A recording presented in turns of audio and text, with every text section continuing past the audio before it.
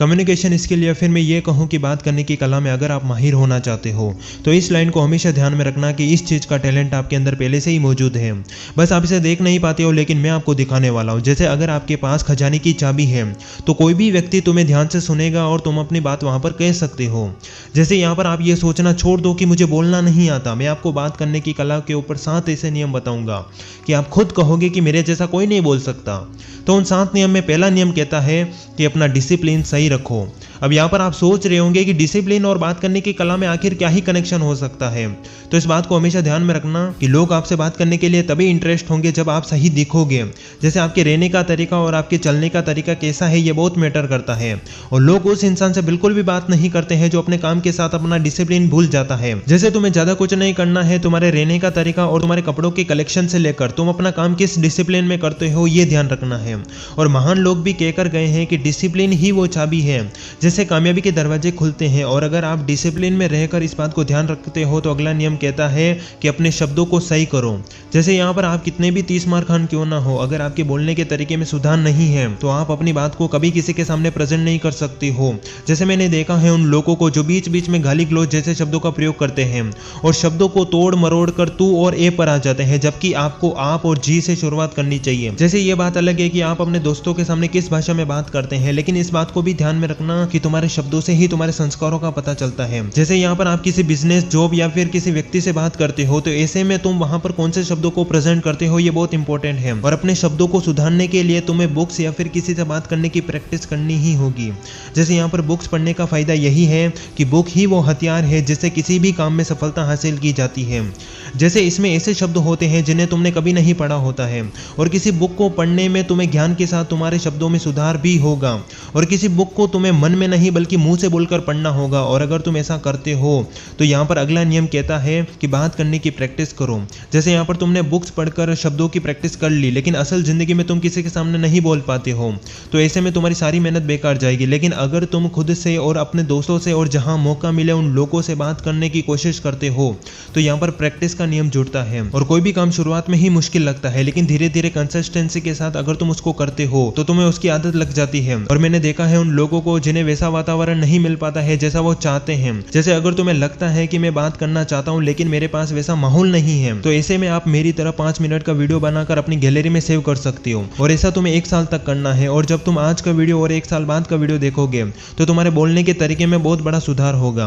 और मेरे दोस्त, असल में सारा खेल प्रैक्टिस का ही होता है और आपकी आदतें ही आपका भविष्य बदलती है। और अगर तुम ऐसा करते हो तो यहाँ पर अगला नियम कहता है कि सामने वाले की जरूरत को भी समझो। जैसे यहाँ पर आप अपने ऊपर कितना काम करते हो इससे कहीं ज्यादा सामने वाले को समझना भी इंपॉर्टेंट है। जैसे मान लो कि आपने बात करने की कला को सीख लिया और आप सामने वाले की जरूरत को ना समझते हुए बिना सोचे समझे अपना ज्ञान झाड़ रहे हो तो कोई काम नहीं आने वाला है।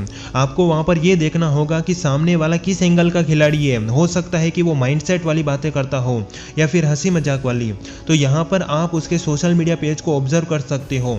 और अगर आपको लगता है कि मेरे पास इतना समय नहीं है तो उसकी बातों से ही आप पता लगा सकते हो। जैसे अगर वो बार बार किसी एक चीज पर जोर देता है, जैसे समय को देखना और अपने कपड़ों को सही करना, तो यहाँ पर वो डिसिप्लिन और माइंडसेट वाला बंदा है। और इस लाइन को अपने दिमाग में छाप लो कि जब कोई व्यक्ति किसी चीज के बारे में बात कर रहा होता है तो उसके बीच में बोले ना, क्योंकि कई बार चुप रहकर सुनना भी सही होता है। और हमारा अगला नियम यही कहता है कि चुप रहकर आपको बुद्धिमान समझ लिया जाएगा। जैसे किसी क्लास में 10 ज्ञानियों के बीच में किसी मूर्ख को बैठा दिया जाए तो उसे भी ज्ञानी मान लिया जाएगा। जैसे तुमने देखा होगा कि शांत समुद्र ही तूफान लाता है, उसी तरह किसी बातचीत में तुम्हें यह नहीं पता होता है कि सामने वाला किस चीज के बारे में बात कर रहा है, क्योंकि वहां पर तुम्हारे बात करने का मतलब यही है कि तुम्हारा मजाक उड़ना।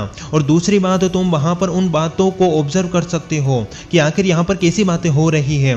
और बातों से बात निकलवाने की कला यही कहती है कि उस टॉपिक से हटकर अपने टॉपिक पर उन्हें पकड़ कर लेकर आओ। जैसे बात करने की कला में जब तुम अगली बार उस मैदान में उतरोगे तो अपने आप को तुम वैसा प्रेजेंट करोगे जैसे तुम हो।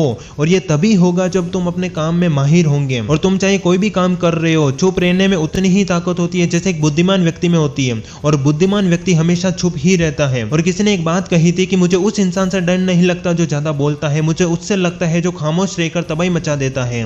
और अगर आपको लगता है कि अगर हम चुप रहेंगे तो हम अपनी बात को प्रेजेंट नहीं कर पाएंगे, तो सबसे पहली बात, उन बातों से बात काटकर अपनी बातों में लाने वाली टेक्निक यही कहती है कि कि अगर कोई बंदा क्रिकेट की बात कर रहा है और आप बिजनेस की करना चाहते हो तो उसे ये कह सकते हो कि तुम्हारी इस लाइन से मुझे अपनी बिजनेस की वो बात याद आ गई। यानी कि आप कुछ ऐसा कह सकते हो जिससे तुम उन्हें पकड़कर अपनी फील्ड में ला सको। और इन्हीं बातों को ध्यान में रखकर यहाँ पर अगला नियम कहता है कि अपने काम को याद रखो। जैसे बात करने की कला में लोग हड़बड़ाहट से इस बात को फॉलो करते हैं कि हमें भी वैसा बनना चाहिए जैसा सामने वाला है, जबकि उस वक्त तुम्हें इस बात को ध्यान रखना है कि असल में तुम कौन हो और तुम्हें क्या करना है।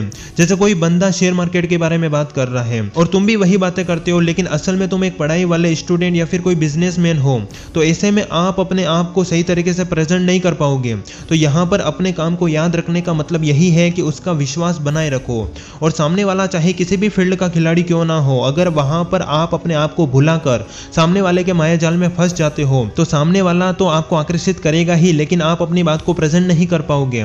तो इसके लिए अपने काम को याद रखकर कंपटीशन लेवल पर यानी कि बात करने का विश्वास बनाए रखो।